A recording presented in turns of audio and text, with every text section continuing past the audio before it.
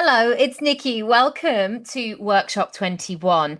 Today we're going to talk about those red flags to watch out for in your discovery call. Let's see what they are. And I want you to play this game of bingo with me a little bit like, oh, yep, yep, yep. I've had that one. Oh, didn't even know about that one. I'm going to watch out for it.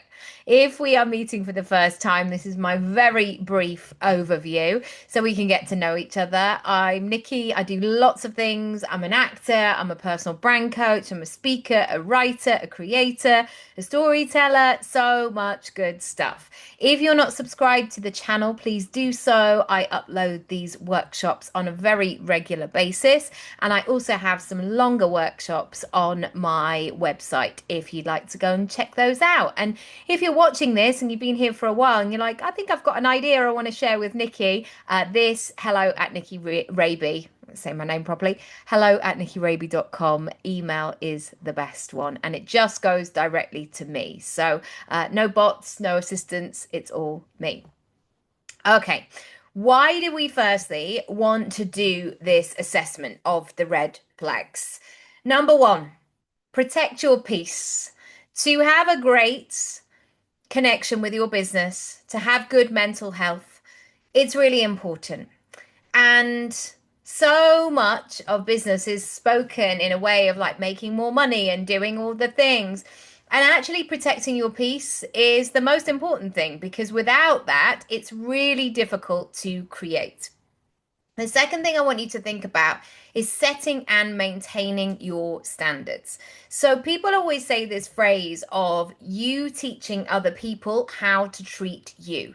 And I couldn't agree with it more. I think it's so important, because otherwise, if you're not sturdy in that approach, you end up bending and flexing and doing all the things for all the other people, and then being left having that sense of like, I don't really know what's going on. I don't know what the best thing for me is.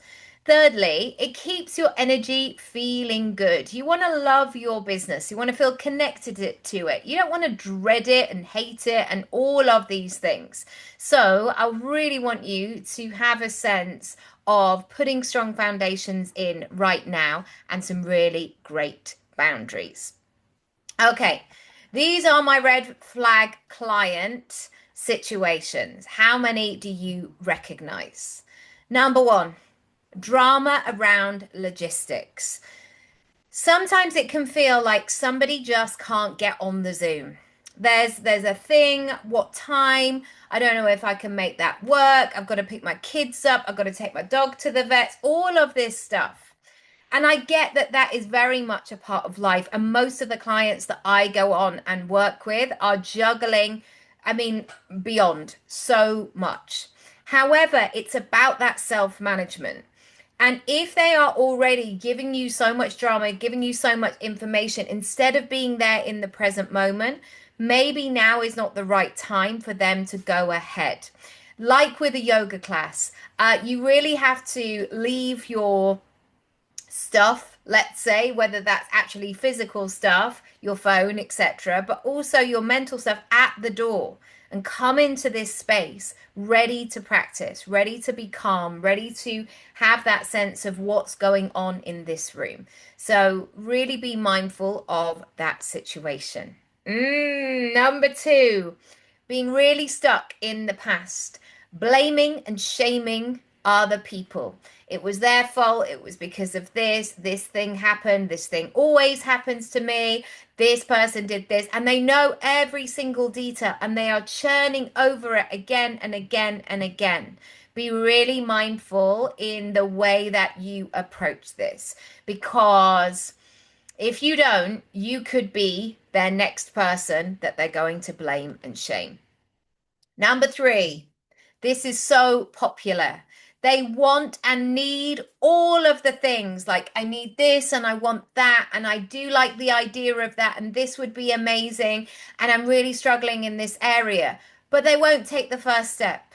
They won't do the first thing because they're so far down the line, they're not willing to put some skin in the game and do the first thing. It may be that they can't even show up for the Zoom, right?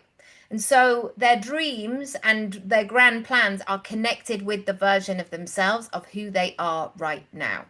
So you have to be very protective of your time, your resources, your offerings, and be very transparent about what it is going to take.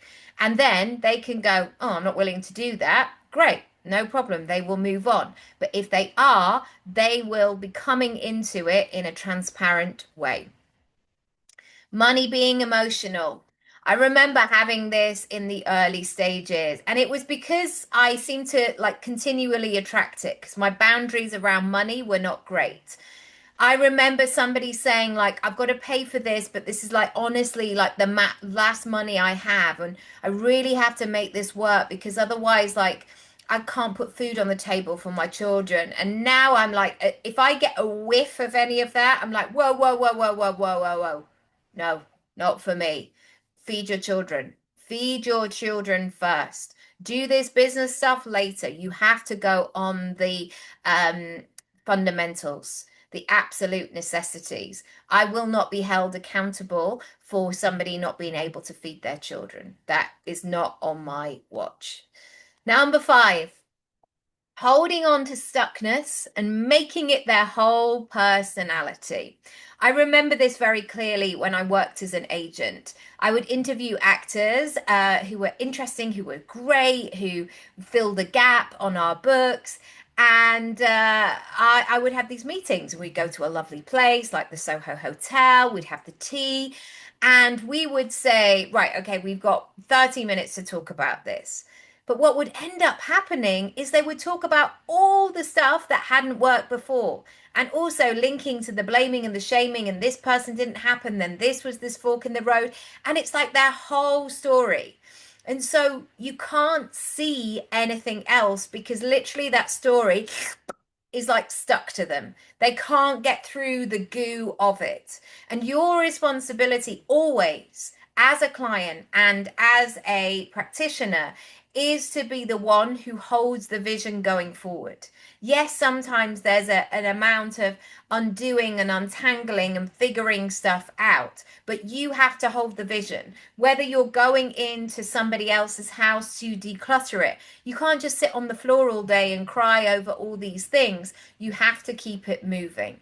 And so if you've got a client who is showing you and telling you they do not want to keep it moving, then they are maybe not ready for the process. And they're only going to drag you down and not be willing to get closer to what it actually takes. In terms of the next moves, if you want to work on your discovery call, if you really want to feel confident in your selling, if you want to really get clear on your ideal clients, the best thing to do is to go to nickyraby.com/sessions. That is where all of my one-on-one work works and happens. And secondly, if you would prefer something a little bit deeper, you can go into Your Digital Disco, which is one of my signature programs. There are three options, three ways to join. The first is a self-study, independent learning online course, and the strategy session and the monthly moves include one-on-one time with me. At the moment, you can save 20% by adding the word magic at checkout. Make sure you do that as the promo code over at nickyraby.com/digital disco. And I'll see you there. And if you've got any questions, of course, send me a message, hello@nickyraby.com.